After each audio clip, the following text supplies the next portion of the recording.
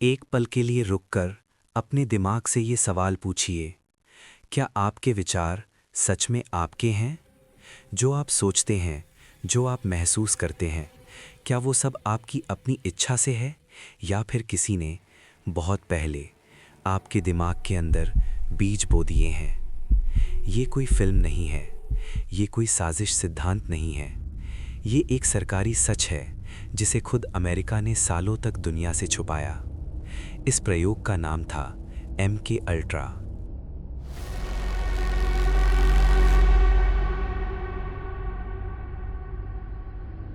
दूसरे विश्व युद्ध के बाद दुनिया दो ताकतों में बन चुकी थी।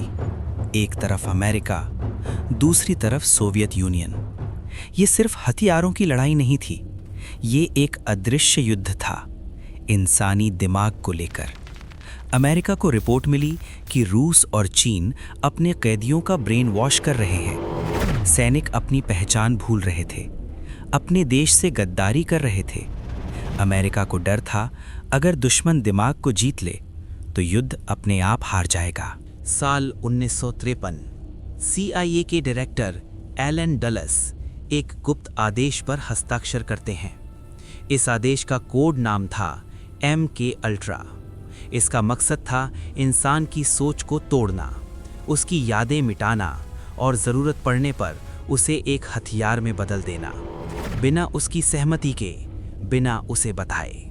CIA का मानना था कि अगर इंसान के दिमाग को पूरी तरह तोड़ दिया जाए तो उसे दोबारा प्रोग्राम किया जा सकता है। इसके लिए उन्होंने एक बेहद खतरनाक नशे का सहारा लिया, LSD। ये दवा इंसान की वास्तविकता पूरी तरह बदल देती थी। डॉक्टरों को, छात्रों को, सैनिकों को, आम नागरिकों को बिना बताए ये दवा दी जाती थी।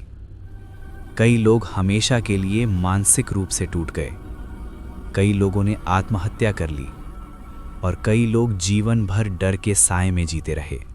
कनाडा के कुछ मानसिक अस्पताल असल में CIA की प्रयोगशालाएं बन चुके थे।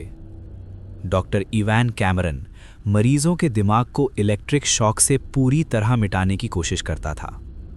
मरीजों को हफ्तों तक नींद की हालत में रखा जाता, फिर उन्हें एक ही वाक्य हजारों बार सुनाया जाता, तुम कुछ नहीं हो, तुम कुछ नहीं हो। इंसान सांस ले रहा था, लेकिन उसकी आत्मा टूट चुकी थी। CIA के प्रयोग सिर्फ अस्पतालों तक सीमित नहीं थे। सैन फ्रांसिस्को में गुप्त सुरक्षित घर बनाए गए। वेश्याओं को CIA ने हायर किया। उनके ग्राहकों को चुपके से LSD दिया जाता था।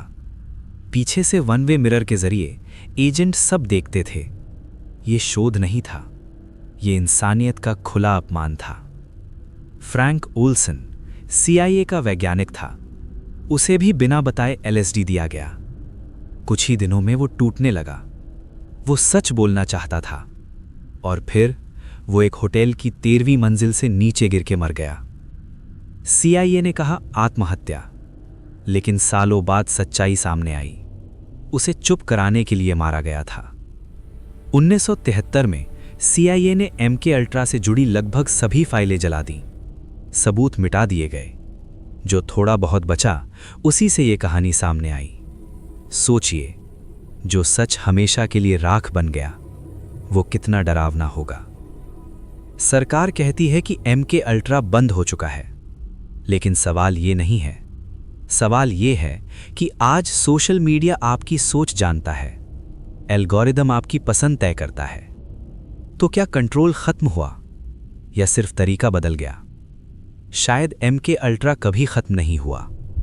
शायद वो आज पहले से भी ज्यादा खतरनाक है, क्योंकि सबसे खतरनाक गुलामी वही होती है जिसका एहसास भी ना हो। अगर आपको ऐसी कहानियां पसंद हैं तो चैनल को सब्सक्राइब करें।